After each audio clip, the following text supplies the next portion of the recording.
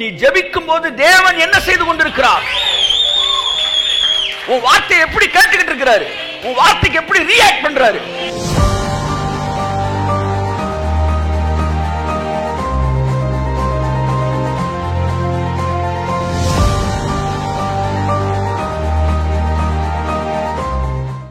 அவர் இருக்கிறார் என்று நம்புவதுதான் ஜெபத்தின் முதல் படியே. தேவனிடத்தில் சேர்கிறவன் அவர் உண்டென்றும் தம்மிடத்தில் வேண்டிக் கொள்ளுகிறவர்களுக்கு அவர் பலன் அளிக்கிறார் என்றும் விசுவாசிக்க வேண்டும். ஃபெய்த்தின் வந்த உடனே விசுவாச வீரர்கள் பட்டியல்ல முதல் ஆளு ஆபேல் காணிக்கை பத்தி. ஆனா விசுவாசத்துல தொடங்கும் போது பிரேயர் தான் தொடங்குறாரு. அவர் அங்க இருக்கிறார் என்று நம்ப வேண்டும்.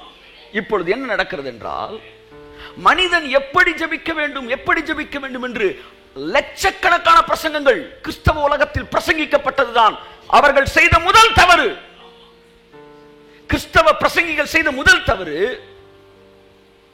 லட்சக்கணக்கான பிரசங்கங்கள் எப்படி ஜெபிக்க வேண்டும் என்று சொல்லிக் கொடுத்தது.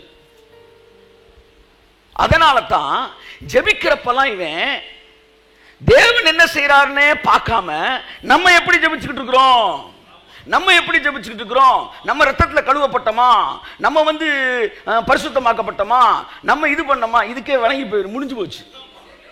ஆனா லட்சக்கணக்கான பிரசங்கங்கள் ஜெபத்திலே நீங்கள் எப்படி ஜெபிக்க வேண்டும் என்று சொல்லிக் கொடுத்தது முதல் தவறு. ஆனால் என்ன சொல்லிக் கொடுத்திருக்க வேண்டும்? நீ ஜெபிக்கும் போது தேவன் என்ன செய்து கொண்டிருக்கிறார்? உன் வார்த்தையை எப்படி கேட்டுக்கிட்டு இருக்கிறாரு? உன் வார்த்தைக்கு எப்படி ரியாக்ட் பண்றாரு? உன்னுடைய கண்ணீர் எப்படி கவனிக்கிறாரு?